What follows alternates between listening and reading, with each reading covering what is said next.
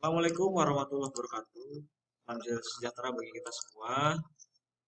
Untuk kesempatan hari ini kita akan membahas mengenai nilai sosial dan sosialisasi. Namun seperti biasa ya, dalam pelajaran saya dan maupun pelajaran lain, saya harap kalian sudah berdoa terlebih dahulu dan juga saya harap kalian sudah mematuhi protokol kesehatan yang sudah dianjurkan oleh pemerintah.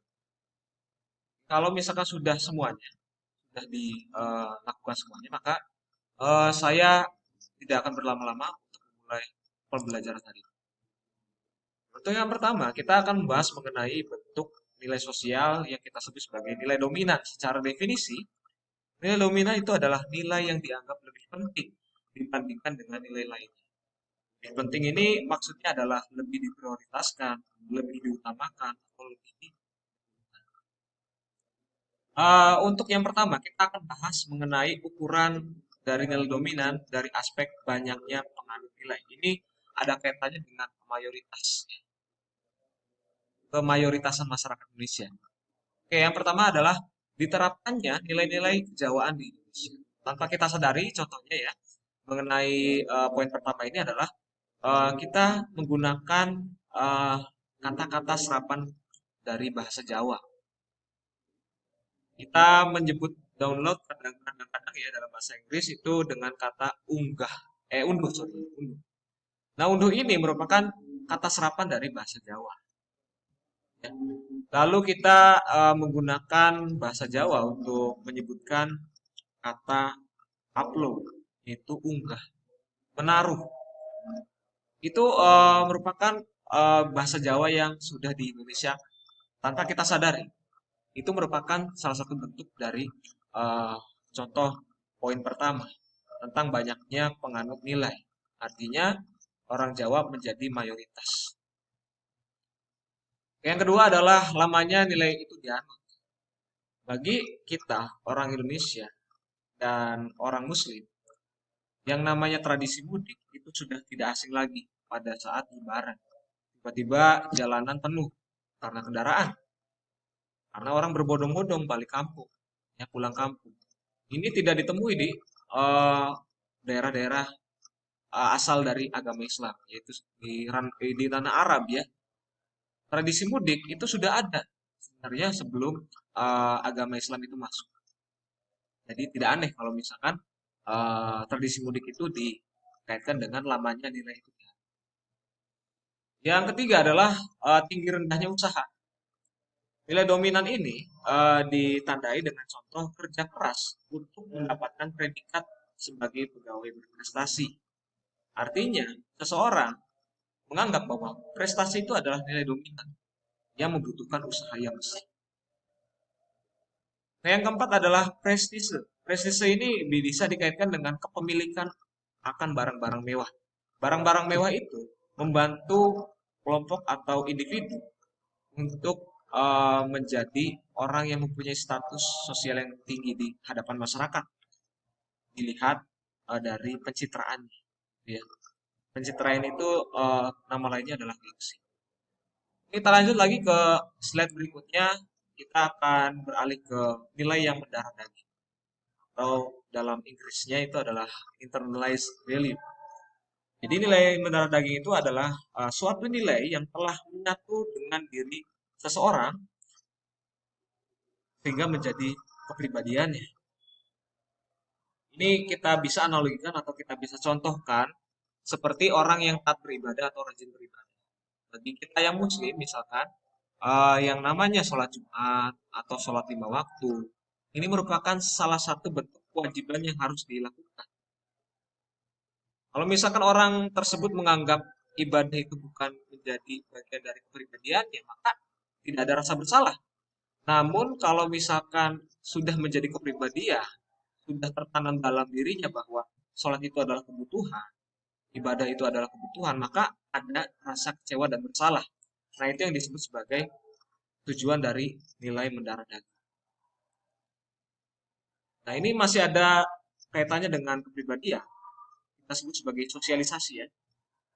Kita mulai dari definisinya. Sosialisasi adalah proses di mana seorang anak atau anggota baru dalam suatu kelompok belajar tentang cara hidup suatu masyarakat atau kelompok. Kita contohkan seperti orang bule ya. Kalau misalkan kalian tahu channel Londo Kampung yang ada di YouTube, ini merupakan salah satu contoh dari berjalannya proses sosialisasi di masyarakat, terutama di keluarga. Karena ya eh, orang bule yang di dalam channel tersebut ya dibesarkan di masyarakat Jawa. Masyarakat Jawa identik dengan bahasa Jawa yang mendominasi seperti itu ya. Karena dia dibesarkan di daerah Jawa, eh, dia tidak lagi menganggap bahwa bahasa ibunya, bahasa asal orang tuanya itu sebagai bahasa sehari-harinya, karena dia dibesarkan di masyarakat Jawa, di mana kalian memijak tempat kalian eh, tinggal atau dibesarkan, maka nilai-nilai dan norma-norma tersebut yang akan menjadi patokan dalam kehidupan sehari-hari kalian. Nah, itu yang kita sebut sebagai sosialisasi. Tidak peduli asal kalian dari mana, yang namanya sosialisasi itu pasti ada kaitannya dengan masyarakat sekitar. Oke, kita lanjut ke 3 tahap perkembangan diri manusia menurut George Herbert Mead.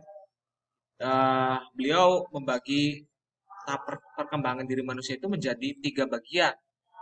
Kita akan membahas yang pertama yaitu play stage. Play stage adalah contohnya sebagai berikut ya.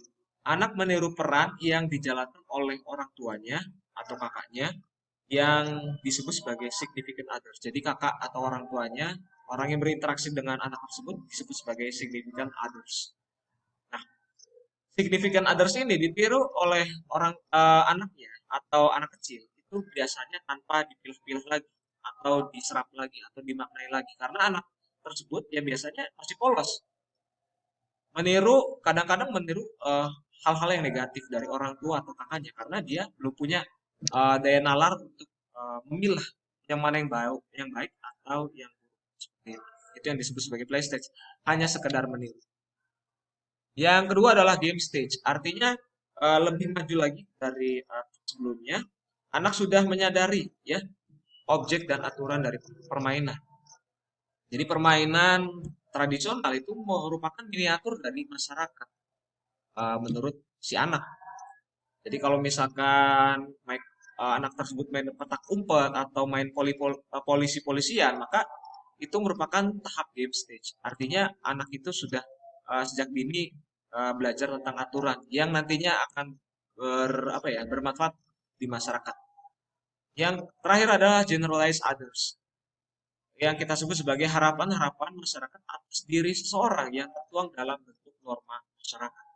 Jika norma masyarakat itu yang dijunjung tinggi adalah norma hukum, maka uh, masyarakat di sekitarnya menganggap bahwa individu itu harus menaati yang namanya misalkan ya contohnya berhenti apabila lampu merah itu menyala, hijau untuk berjalan, atau istilahnya kalau misalkan masyarakat tersebut menjunjung tinggi norma kebiasaan, maka individu di dalamnya itu diharapkan untuk mengikuti tradisi, misalkan tradisi mudik seperti itu, karena sudah menjadi kebiasaan.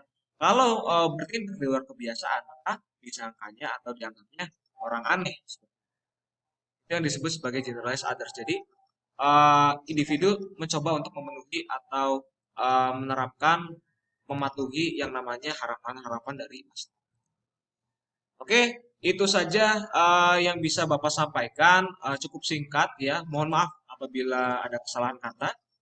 Namun sekali lagi saya minta eh, untuk kalian ya agar tetap menerapkan yang namanya protokol kesehatan ini demi kebaikan kita bersama ya, karena sejauh ini kasus COVID masih terus bertambah ya grafiknya.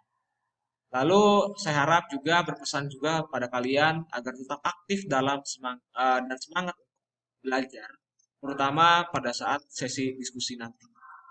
Itu saja penjelasan dari saya. Terima kasih sekali lagi atas atensi kalian. Assalamualaikum warahmatullahi wabarakatuh.